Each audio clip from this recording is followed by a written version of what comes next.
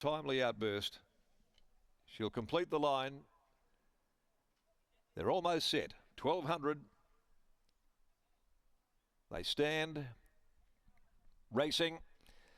Pims Royale straight out the back with Zephyr Queen. Cross Statement first to leave. Charge began very well. Position of Power going up there deeper out as well. Timely outburst as Charge takes charge. And as they wheel off the back, it's Charge a length and a half. Timely outburst and Cross Statement settling third with plenty of speed on through the early stages. A length away then Position of Power. State Attorney's gone up on the inside next of all from It's a Ray Day. A length and a half MTA. Back on the inside Mini Winnie. Out the back third from last is Chilly as Hot as they head past the 600 and Zephyr Queen there back in the company of Pims Royale.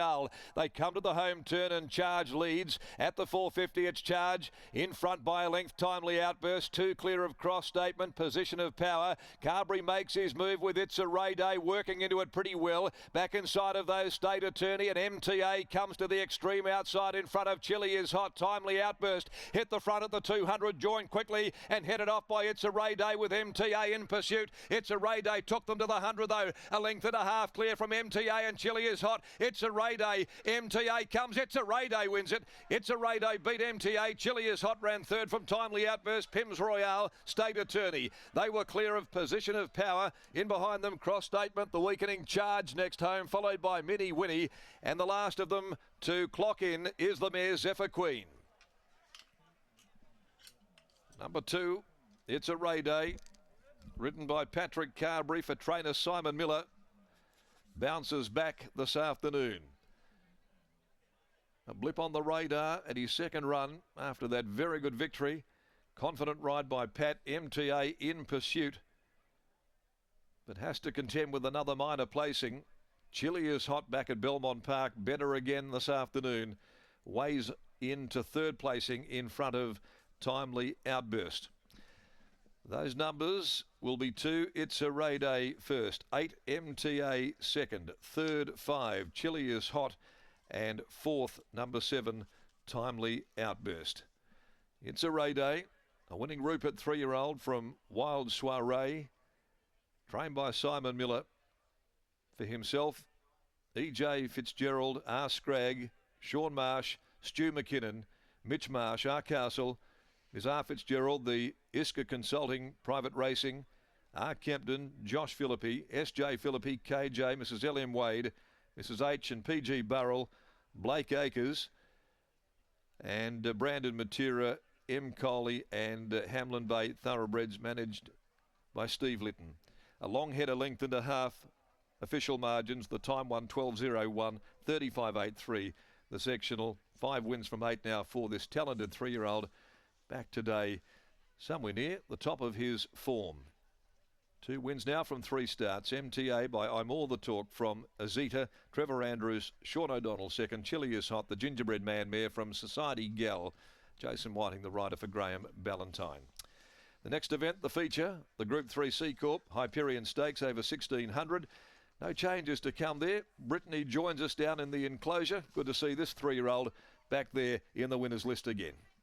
Yeah, it certainly is. Good to see him bounce back. We know he had genuine excuses last start. He pulled up lame in the off-hind. He had mucus. So a few excuses. I think we could rule a line through that, and today much more himself. They put the pre-race earmuffs on and he was the ultimate professional in the parade, as relaxed as ever, but he still just gets behind the gates and has a little bit of a think. Simon Miller joins me now, and Simon, much more himself today, but he still gets behind the gates and wants to have a little bit of a think. Yeah, I'd probably had him a touch fresh. I think the pre-race earmuffs helped chilled him out as well. Just brilliant ride. Like, I could have gone to the 1,000 where he drew a gate, but this looked an easier assignment.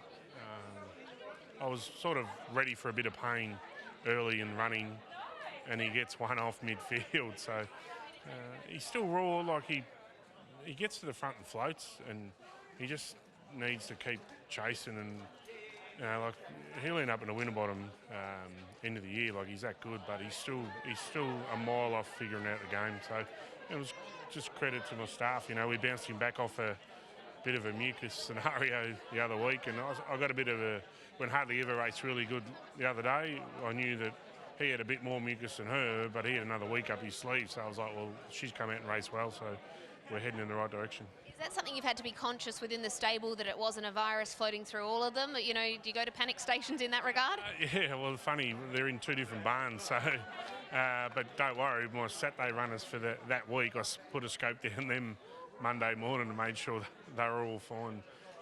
Just, you know, this time of year, the change of weather, and it gets you, and as it does when you head into spring. So, yeah, just proud of the horse, proud of the staff, and unbelievable ride. So, would have been an easy option to go to that 1,000 where he drew a gate, but this was a easier race. So.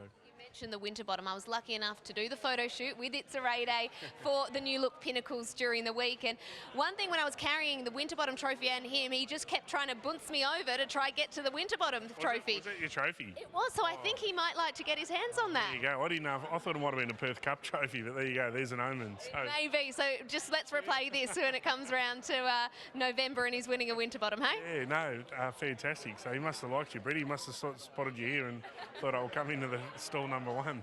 Let's hope that's the case. Well done. Thanks, Brittany. There is Simon Miller over to Paddy Carberry. Paddy Carberry's just popped inside to weigh out for the next race, but he assured me he would be back in time to give a word on It's a Ray Day, and we need one too because the horse just wasn't himself last start.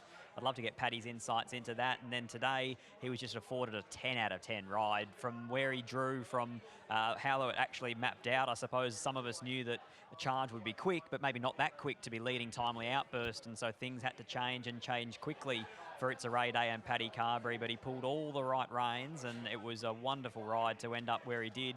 Sort of 1 out, 2 back, peel at 3 deep at the time that he needed to, and he let down like the horse that we were expecting to see last start, but at least I suppose, Britt, we were able to follow up today with him because he looks like such a raw animal that hasn't quite put it all together yet, and when he does, he really could take that next step.